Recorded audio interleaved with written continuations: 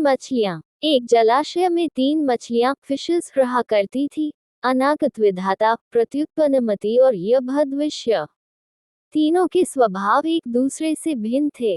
अनागत विधाता संकट आने के पूर्व ही उसके समाधान में विश्वास रखती थी। प्रत्युत्पन्नमति की सोच थी कि संकट आने पर उसका कोई न कोई समाधान निकल ही आता है। यभद्विष्य किस्मत के भरोसे रहने वालों में से थी। उसका मानना था कि जो किस्मत में लिखा है वह तो होकर ही रहेगा, चाहे कितने ही प्रयत्न क्यों न कर लिए जाएं, उसे टाला नहीं जा सकता। तीनों मछलियां जिस जलाशय में रहती थीं, वह मुख्य नदी से जुड़ा हुआ था, किंतु घनी झाड़ियों से ढका होने के कारण सीधे दिखाई नहीं पड़ता था। यही कारण था कि वह अब तक मछुआरों की दृष्टि से बचा हुआ था। एक शाम मछुआरे नदी से मछलियां पकड़कर वापस लौट रहे थे। बहुत ही कम मछलियां हाथ आने के कारण वे उदास थे। तभी उनकी दृष्टि मछलीखोर पक्षियों पर पड़ी, जो नदी से लगी झाड़ियों के पीछे से उड़ते चले आ रहे थे। उन मछलीखोर पक्षियों की चोंच में मछलियां दबी हुई थी। ये देख मछुआरों को समझते देर न लगी कि झाड़ियों के पीछे नदी से लगा हुआ कोई जलाशय है। वे झाड़ियों के पार जाकर जलाशय के पास पहुंच गए। वे बहुत खुश थे। एक मछुआरा बोला, लगता है ये जलाशय मछलियों से भरा हुआ है। यहाँ से हम ढेर सारी मछलियाँ पकड़ पाएंगे। सही कह रहे हो भाई, लेकिन आज तो शाम घेर आए हैं। कल सुबह सुबह आकर यहाँ पर अपना जाल बिछाते हैं। दूसरे मछुआरे ने कहा।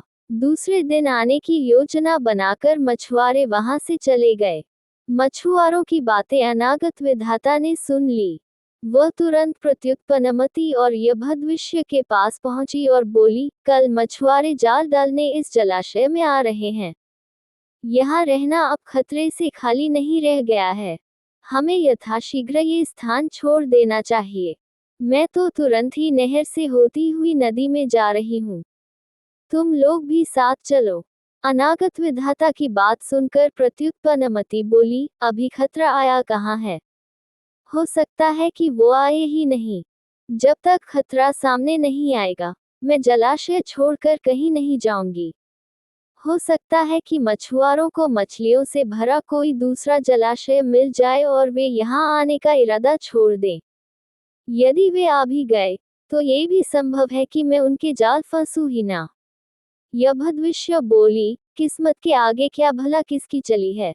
मछुआरों को आना होगा तो आएंगे और मुझे उनके जाल में फंसना होगा तो मैं फंसूंगी ही।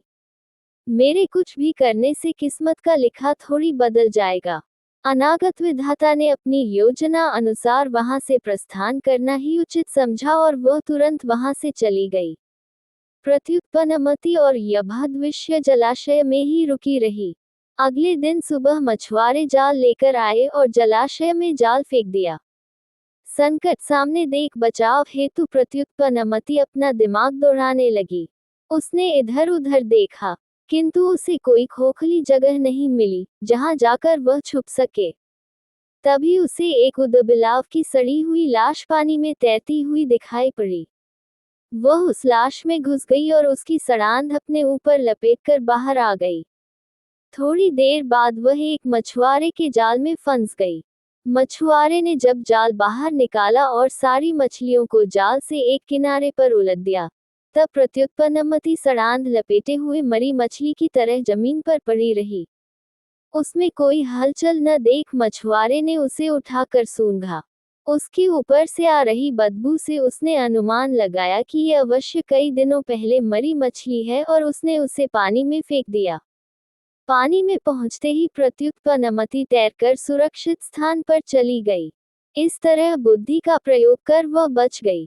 वहीं दूसरे मछुआरे के जाल में फंसी यभद्विष्य कुछ किए बिना किस्मत के भरोसे रही और अन्य मछलियों के साथ दम तोड़ दिया। सीख, किस्मत उसी का साथ देती है जो खुद का साथ देते हैं। किस्मत के भरोसे रहकर हाथ पर हाथ धरे बैठे रहने वालों का विनाश निश्चित है।